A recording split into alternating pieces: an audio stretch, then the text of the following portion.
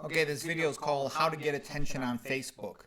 So basically, Facebook, I always kind of thought it was stupid. I had no interest in it. But, it is fun to see some of your old high school friends. So I decided to try Facebook. And like everything I do gets ignored. I don't even think they show my posts to my friends because I know my old high school friends. They would like anything I did just to be nice.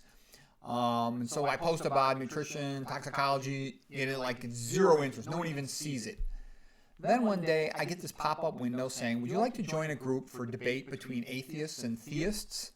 And I figure I'm bored. Well, I'll just go check it out. I'll see what. Because I wanted to post my one video, Does God Exist? And Does It Matter for Health? About Harold Koenig's book, the physician who did research on the effect of religion on health. So I posted that at the atheist site.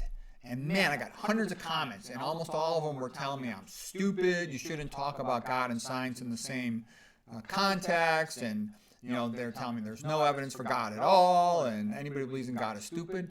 By the way, I'm reading another book.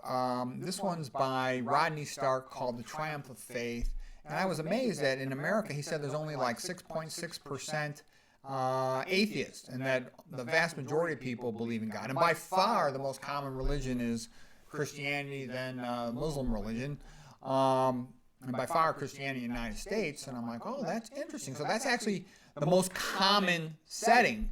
Yet on a site like this, anybody who says they believe in God or worse yet Christianity, you get all these angry atheists. And I've known that too because I've known a guy who wrote a book about Darwin and the problems with Darwinism. Man, did he catch a lot of flack from these atheists. So it's almost as if the Communist Party promotes atheists to write negative comments about anything that speaks towards the existence of God or problems with Darwin's theory. And so I thought that was kind of interesting, So basically, I really don't care that much about atheism. I mean, apologetics are a little bit interesting to me. I do believe in God, and I do believe that believing in God creates much better ethics, provides a moral foundation, that we're created in the image of God and whatnot. So I thought that was interesting, and it was interesting to me that Facebook was so aggressively promoting atheism. It must be showing it to every member in that group, because in other groups you post something and there'll be no one ever sees it. Post after post in all these different groups I saw, no one ever looks at any of the posts. There's 0 likes, 0 comments on almost everything. So I think those posts are suppressed, and I see a lot of posts at friends' pages, and, if somebody posts something stupid, like, here's what I had for breakfast, there'll be like 30 comments on that. But if somebody actually posts something supporting low-fat vegan, in most of the groups I've seen, there'll be like 1 like or none. And then in the atheist group, there'll be 400 comments, and almost all of them will be, anyone who believes in God is stupid. Anyone who doesn't, agree with all the tenets of Darwinism is stupid, okay?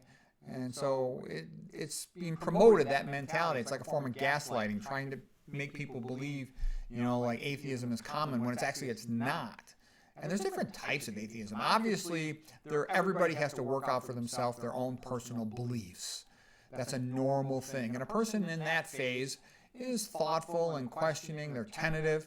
But when you have this real aggressive atheism, in my opinion, that typically indicates somebody who either is young and kind of ignorant, doesn't know any better, or it's somebody who's communist, because you have to have atheism to promote communism, to take away people's rights.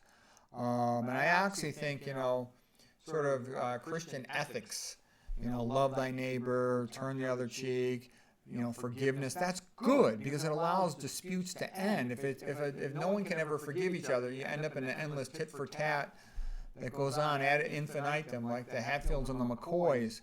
So I think that's a great thing about Christian ethics. And I actually think that Christianity is the only thing that can stop communism. If you've read it, I've read quite a bit. Go ahead and read. Read about China. Read about Russia. There's only one thing that could stop communism. Communism is very powerful. Rulers always want communism because they can use that to enslave the entire population. And the typical population is so fucking illiterate and stupid, they don't even realize that. But religion means religare, to link together the population so they have some shared ethics, and that will prevent them from abusing each other, okay? Because to run communism, you have to have a bunch of hired people that will abuse the population, okay? And if a person believes in God and they don't want to abuse other people, then they won't go for it, okay? So let's see. I read about, too, what the communists did in Spanish Civil War in the 1930s. They were awful. They burned down every church they could, killed the priests, raped the nuns. Same thing in Russia. They burned down over 47,000 churches, okay? So don't ever think that they've got anything nice in mind. And Ayn Rand said socialism is just a prelude to communism, okay? So be aware of that. And so even though you as an individual might reject anything to do with religion or even Christianity, etc., if you don't have some form of religious-based ethics in your society, then you have what is called ruler-based ethics, and you have no rights. And the reason why this is a big deal is society's going in this direction, and once it gets too far gone, basically that will be imposed, and essentially that will be the modern form of slavery. So people say, oh, slavery's bad, slavery's bad. Well, then don't support it. To support atheism is to support, in a public sense, is to support the return of slavery in the modern world. And if you don't understand that, you haven't read much history. And I would suggest you do, because it looks like that viewpoint is winning out and slavery is making a comeback. And it's very sad. But anyways, what are you going to do? That's actually why I like Jordan Peterson in a sense, because he speaks up against it. But Jordan Peterson's kind of a wimp. He's like, he doesn't want communism, but he doesn't want necessarily people to, believe in God and be Christian and have Christian ethics fully. He's too wimpy to even say he believes in God. But you know what? Either you do or you don't. And either you support, those types of ethics with forgiveness and, getting along, or you jump on the bandwagon of, you're an in-group, out-group, and all this other crap. And then you have a society that goes into communism. So anyways, hopefully it won't happen. Unfortunately, it's going in that direction.